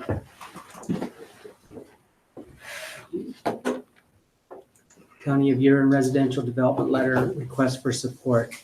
Correspondence. Yeah. This is something again that's happening at the county level, and this is something that we're talking about with our A2A and our Hutton Heights project, where they're only allowing, so it's just a little backwards to the way I think and the way most do. The county is backing Bernie from McClellan from East Huron on sitting down with the minister involved and having a conversation about not letting people that want to buy residential land and sit on it for a long time before building, because it does take up a lot of our volume. So we have a motion here that the Council of Township of North Huron hereby directs staff to prepare a letter to be sent on behalf of North Huron to Bernie McClellan to support his request for delegation at the AMO conference in August 2019. And I kind of jumped this one because I told Bernie I would be there with him. This to me is I don't want to say a no-brainer, but this one here will help us in our future builds. Do I have a mover? Trevor moves. Do I have a seconder? Chris seconds. Comments or questions? Go ahead, Trev. Just for clarity, I think the intention is that Huron County would be the delegation request from, with Bernie being there, but unless something's changed, because we're not all going to get all the lower tier municipalities are not going to do delegations with the minister. So it would be the county would request the delegation and then have all the mayors or reeves who are available to sit in that delegation as a vocal support of Bernie's request. Yeah, I think that would make, I think my intention is that would make more than trying to get every delegation from every lower tier municipality, because I don't think you're going to get that many people. So I spoke with Bernie, of course, and East Huron is going to put the delegation forward. We're all going to join Bernie in that delegation. He will be the only one speaking. But it doesn't matter to me whether it's the county or East Huron, but Bernie seemed to be under the impression it was going to be East Huron. The county is backing them on it. Okay. Well, Yeah, just so, Yep. yeah. So, but you're right, Trevor. It's just that it was just, so you know, it was just, because I had that conversation with them thinking after we had a conversation going, shouldn't it be the county? And he said, well, I put the motion forward. I'm going ahead with it. The county's backing me. So we don't really care how it really ends up, but the main thing is we're all going together. And yeah, there'll be one person talking. Any other questions or comments? I'm going to call the vote then. Passes. Okay, now we're going to go down to the next one, yeah. Okay, so we have 8.2, the letter opposing Bill 108 from the town of Grimsby for details on the changes of the LPAT under Bill 108, referring to Schedule 2 or Page 2, Schedule 9, amendments to the Local Planning Appeal Tribunal Act, and the document titled AMO, Review of Bill 107 and 108. And okay, you want Laura to speak first? Yep. Yeah. Okay, we're gonna have Laura speak first to this. Oh, sure. So there's the Bill 107 and 108, which is proposing changes to the Local Planning Appeal Tribunal Act. The Local Planning Appeal Tribunal replaced the Ontario Municipal Board, which was the board that oversaw any planning application appeals. So when a member of public or an agency appealed a planning application, they sat before the board and went through the process where the board was the decider in that course of an application. Within the last couple of years, they switched this over to the Local Planning Appeal Tribunal, which was a different setup. In that case, the thought behind it was that they wanted council to be the deciding factor in more planning applications that received appeals, rather than have the board be the ultimate decision every time. The goal of creating the Planning Appeal Tribunal was that it allowed for planning decisions that received an appeal to go back to council for reconsideration, so that council could really consider in the context of their own municipality the planning decision. And it also allowed, it encouraged more mediation so that it didn't receive a board hearing every time. And it also heavily encouraged that the planning appeals themselves had to prove that the council and their decision was not in line with their own official plan. So it put more emphasis on people who are making an appeal to show that the decision made on the application was not actually in line with what the official plan or zoning bylaw was intending to happen. So now, as a course of Bill 08, they're proposing to change it back to the Ontario Municipal Board. So it would change back to that process. So basically, if an appeal is received, it immediately would go to a board hearing, and the board would be the deciding factor on the course of that planning application. So it's kind of undoing what they spent the last couple of years changing over.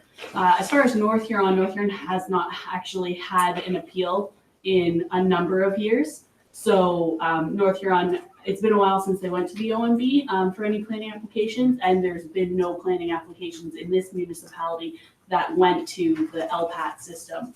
So it doesn't change anything that North Huron is doing, but as far as, because there's no current appeals, but going forward, it would change back and the process would change again, so.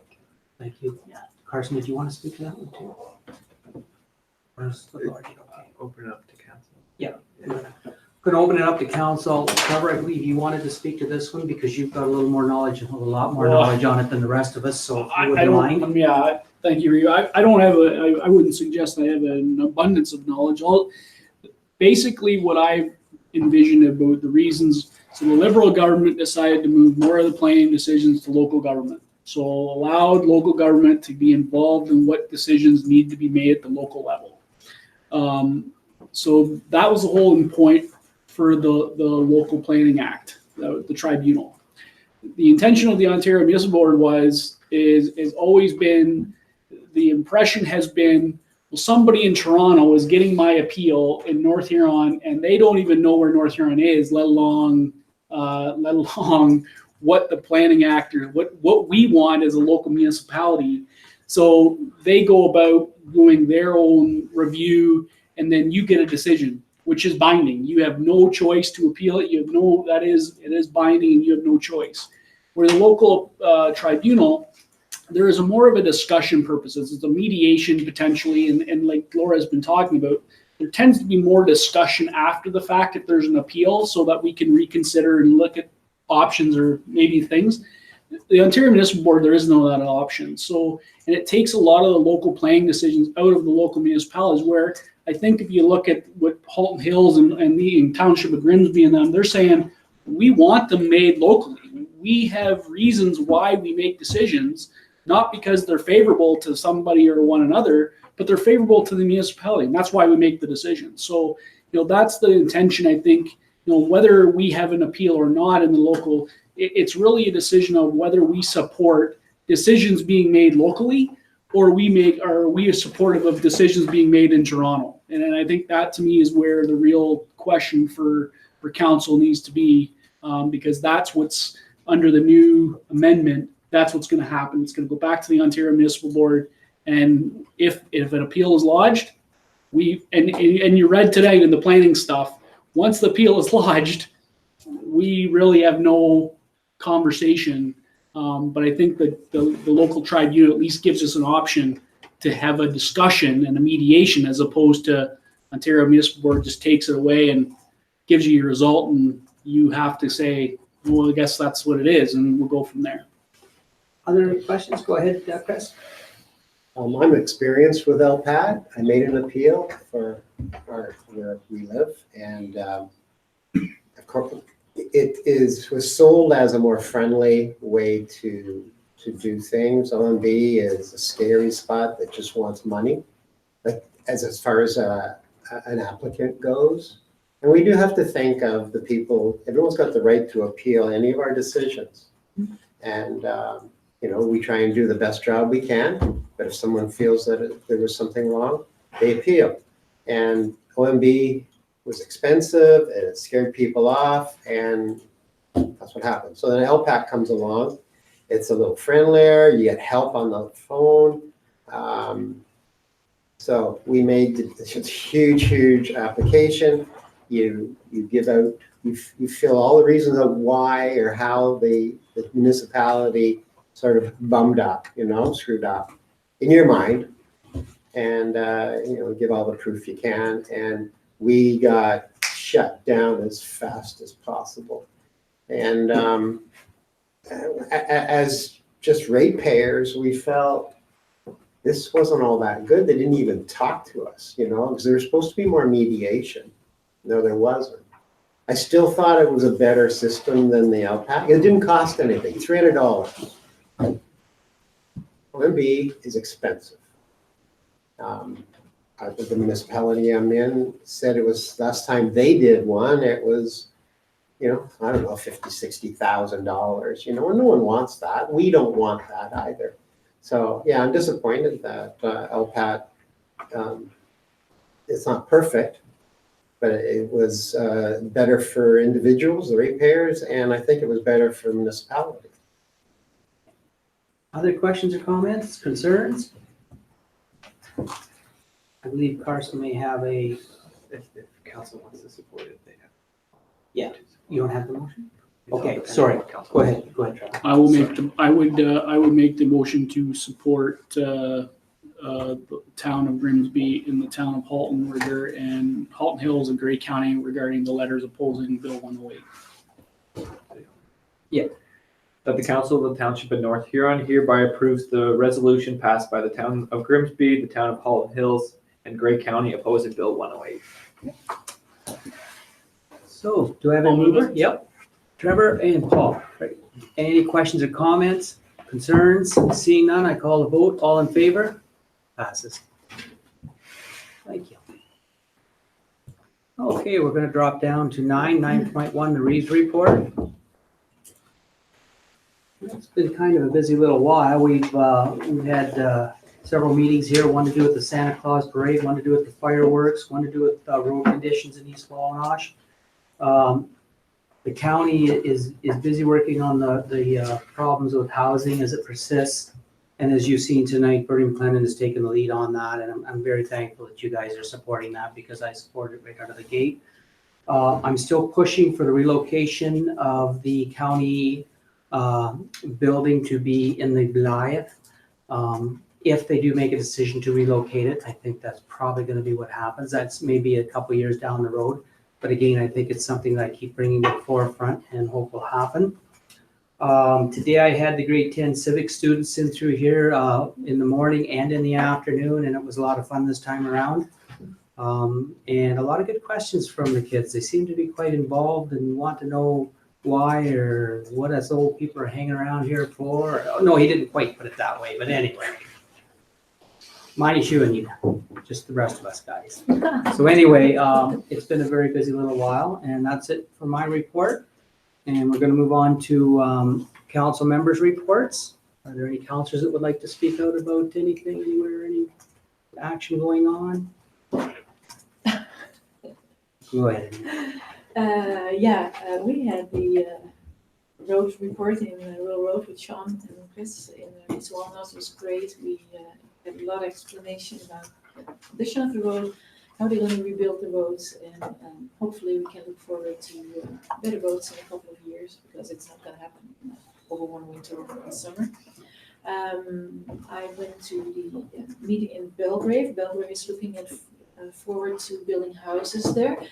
And a really nice thing, what I heard was that they looked at, the people were looking for green space, and there's a whole forested area beside it. So I thought, oh, it's nice green space, but it was actually our park that we had there that was providing enough green space for Belgrave and the expansion that they wanted to do. So that was really nice. Yeah, and I went to the Avon Maitland District Board's meeting with the for elected officials. It was last Thursday. Paul went there too. We had a great conversation with all the board members there. There was a lot of uncertainty. Many grants were taken away and then they were given back. And they were in a lot of uncertainty about how to go into the next school year. And another thing is that I can be here the next council meeting. Going on a little trip. Enjoy to yourself. Europe. Enjoy yourself. Thank you. We'll try to keep the place here. Yeah. A long tour. Go ahead, Chris. Yeah, going with Sean and Anita was an education. It's so easy to complain about things, but when you get why things are done, get that explanation, you'll get a history of it and what's expected. It puts things in perspective, and I thank you for that, Sean. So and it's something that we can share with ratepayers when they, what's going on, Mm-hmm. So that'll be good. So we'll take that wait and see attitude, and hopefully what you have in the works of plans do come to fruition. Anyone else?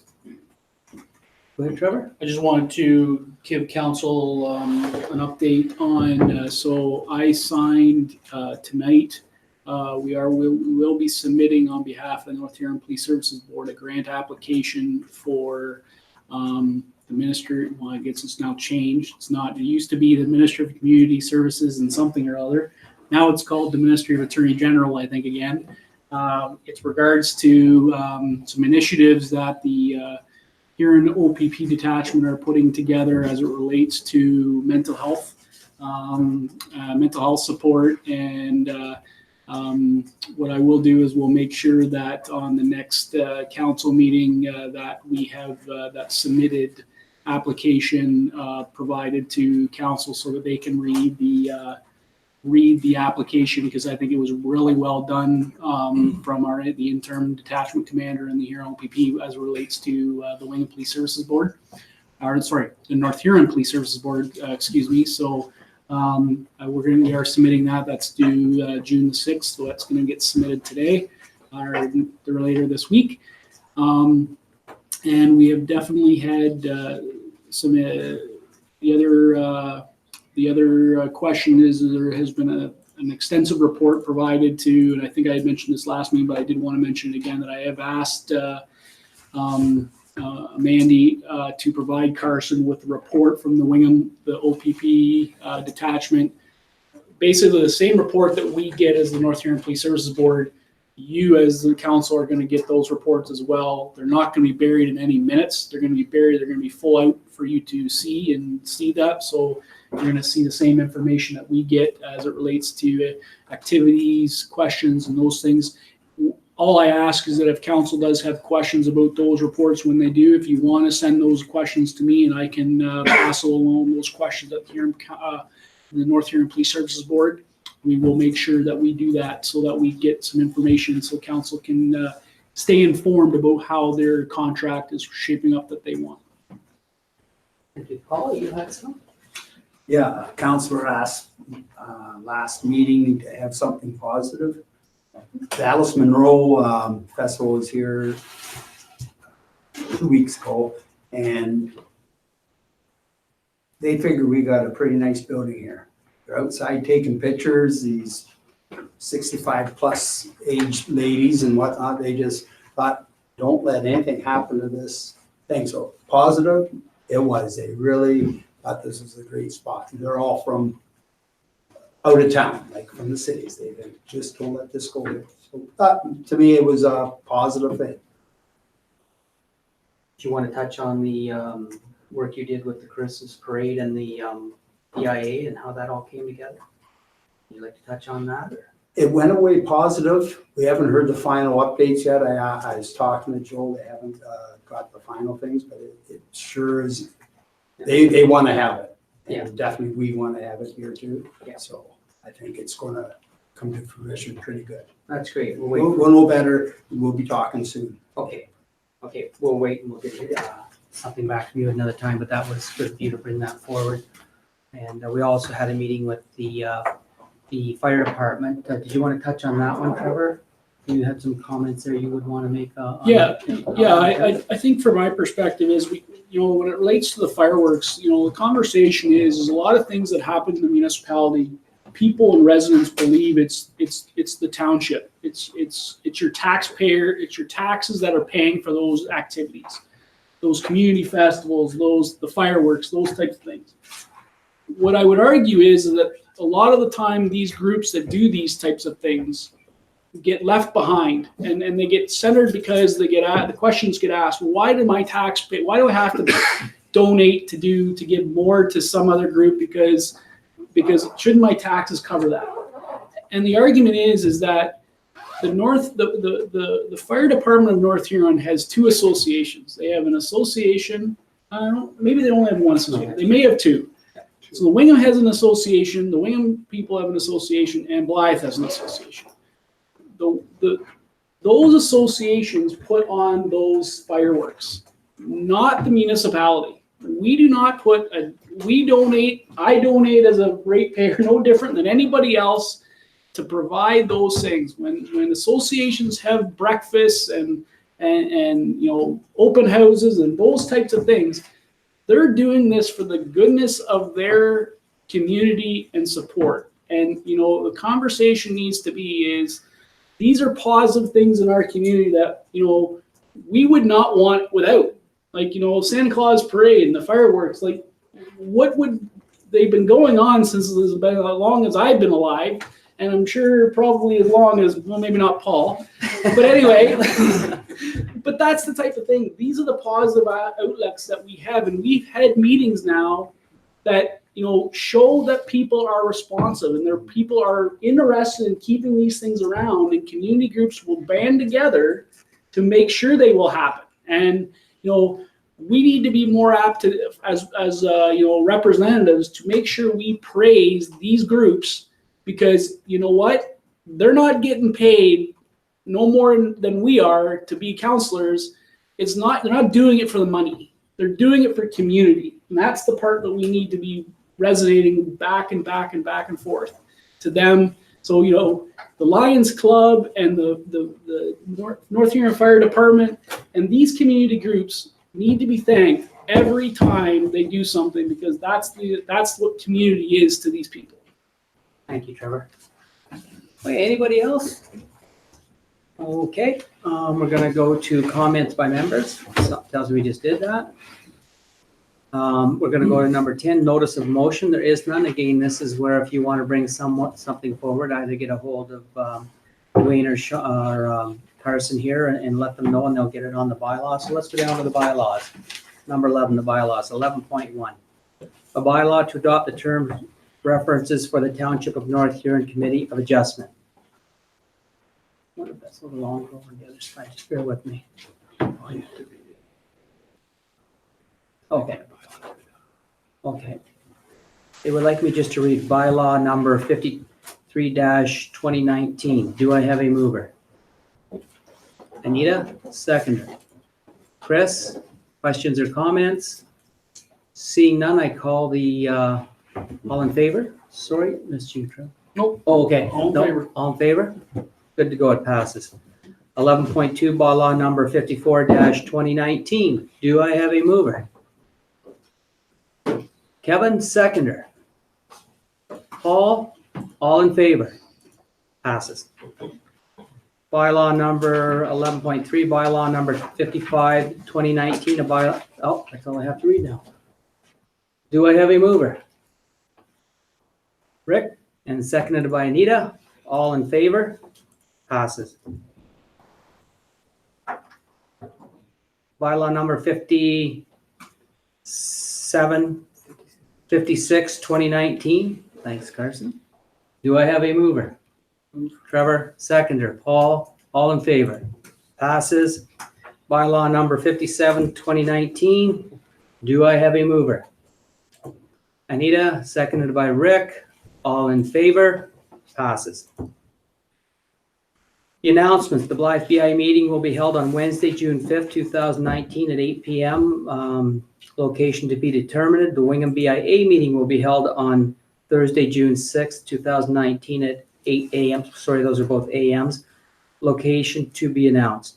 North Huron Economic Development Committee will be held on Thursday, June 13th, 2019 at 8 a.m. at the Belgrade Community Center. Next regular council meeting will be held Monday, June 17th, 2019 at 6 p.m. at the North Huron Council Chambers. Is there any other business? Seeing none. Is there a closed session tonight? Okay, there's no closed session tonight. So we're going to go right to the confirmatory bylaw. The bylaw 58-2019 being a bylaw of the Township of North Huron to confirm general provisions, actions of the Council of Township of North Huron. So move. Trevor and Chris, all in favor? Passes. A motion to adjourn. Trevor, Kevin, all in favor? Passes.